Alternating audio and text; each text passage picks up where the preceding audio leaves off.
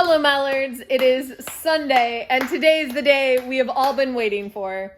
It is the day that we watch Halloweentown films. Did they change how Calabar was spelled?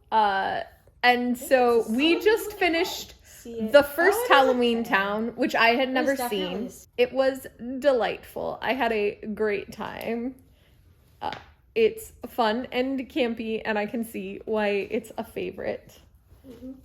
I liked a lot of elements from this. I like the skeleton that drives the cab, which he's apparently a favorite. Everybody likes him. Yeah, we love Benny. Mm-hmm. I also really like the guy who, for some reason, describes a broom that has no chrome on it as having chrome detailing. Yeah. It's literally like yellow plastic with some red like text on it. Yep. So yellow bristles, not a speck of chrome on it. It's yellow chrome, I guess. Yellow painted chrome. Yike. What's the point of yellow painted chrome? I don't know. The chrome detailing. Chrome detailing. You know, some other things that I wonder about, like how Luke got deflowered. And also... The first Halloweentown spells Calabar with a C. The second one spells it with a K. Well, is this the first one? So this is in the first one. Yeah. Him as Calabar. With a C. And then Halloweentown 2 is Calabar's Revenge, where they have it with a K. Oh. What the heck?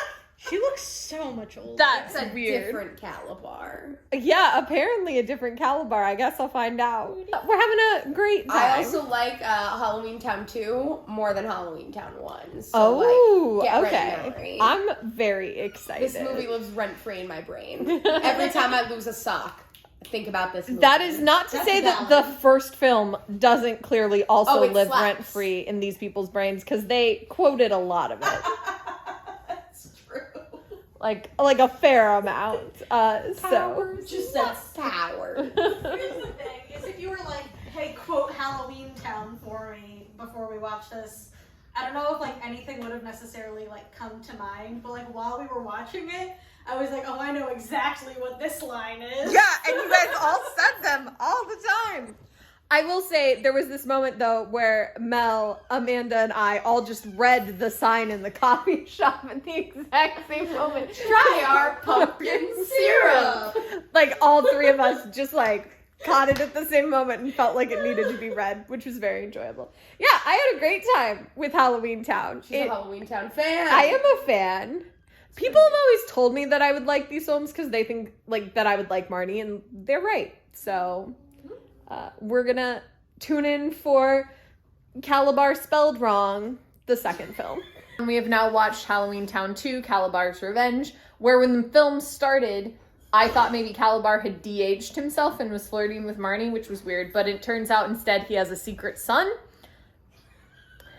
He did a whole monologue in the first thing about how he like never got over Marnie's mom, and you know, he just like spent all of this time thinking about how she should have been his, and like that's why he did this whole spell to like try and take over the mortal world, was to get her back, but also he just knocked up somebody else around the same time that Marnie's mom got knocked up.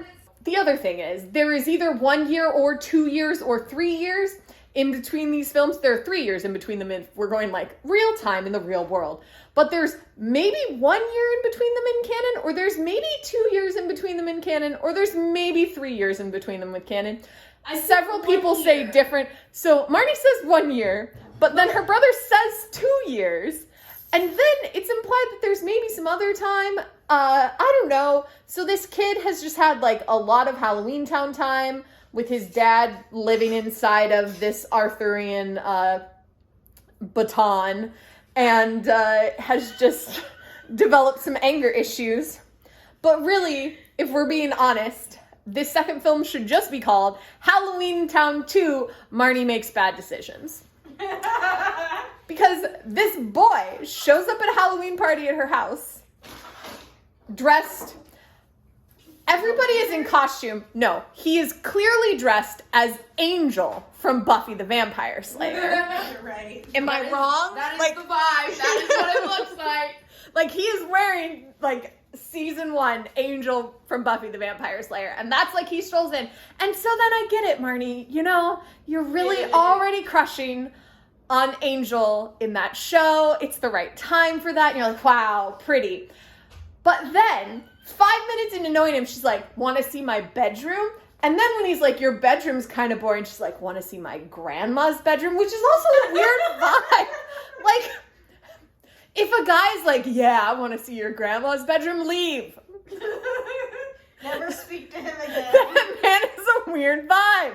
But anyway, she's like, yeah, here's my grandmother's magic bedroom with all of this magic stuff. And then he's like, I know things about magic. And she's like, oh, really? And he goes, yeah, I mean, I like learned it from movies and whatever. Yeah, sure. Mm-hmm. Wow, look, a real spell book. She's like, don't touch that.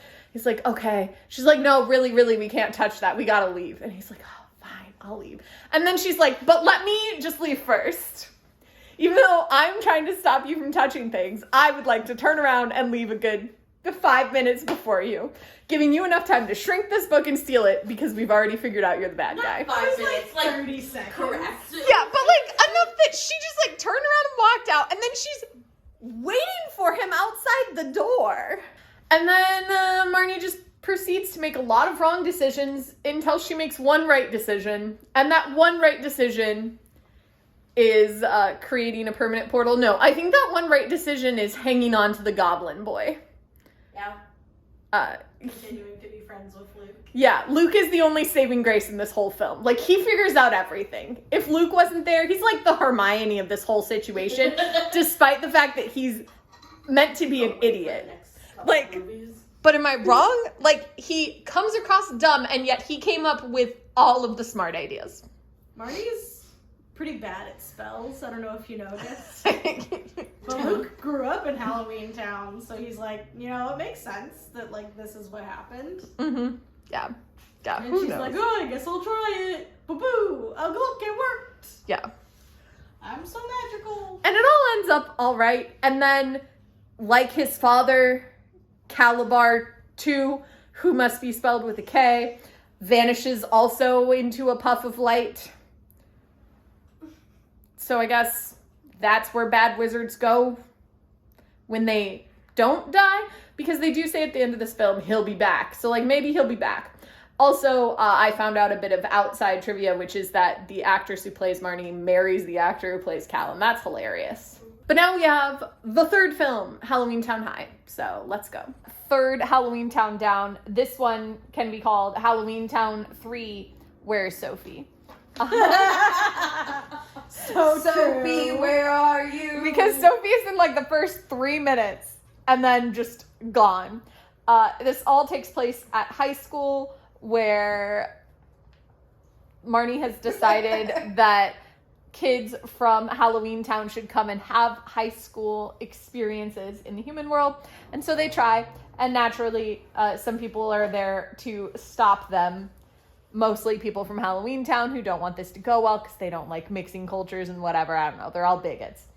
But luckily for everyone, Finn Whitrock is there to be the loving, caring paramour that we all need, and to support Marnie at all moments. And to convince all of the humans to not be an angry mob, but instead accept all of the monsters.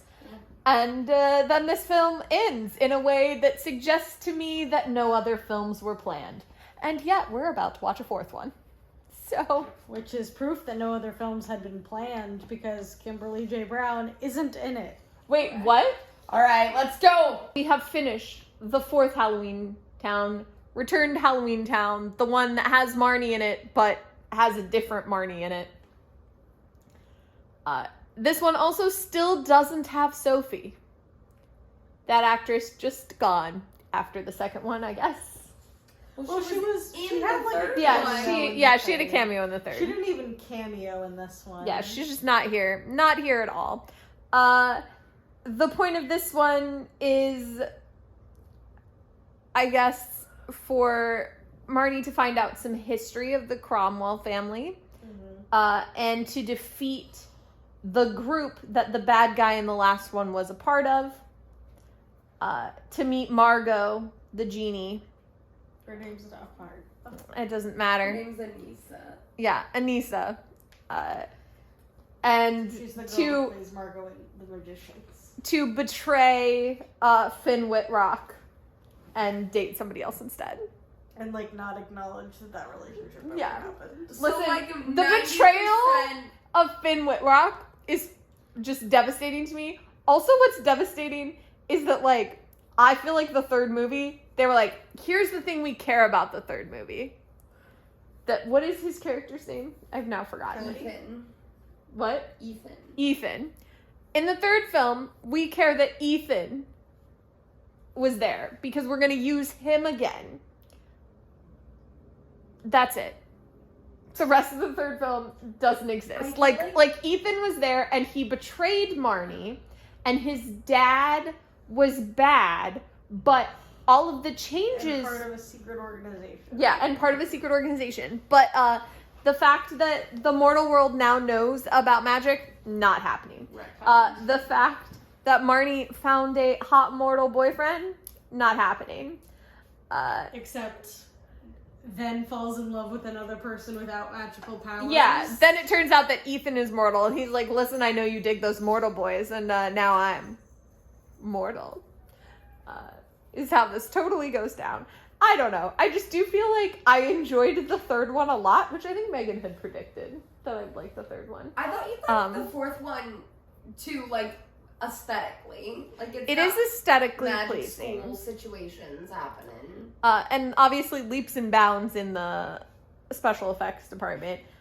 And I did enjoy this. It's just weird to watch 3 in a row with the same actress and then have everybody else be the same actors, but not Marnie. Yeah, you just have to decide that it's fine. Like, you just have to be like, all right. Yeah, I guess that's just the way that it is. She does a good job. The performance in this one, like, is good. It's just weird. In fact, I enjoyed everything about 4 except the ending. The ending is dumb.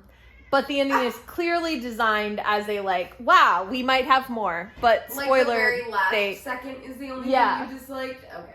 The very, very end of it. Where they were like, actually, we didn't destroy that item of unlimited power. It was a priceless heirloom. No. This is just, here's the reason that I know that despite the fact that she looks completely different, this is the same Marnie. She made a bad decision. That's all she does.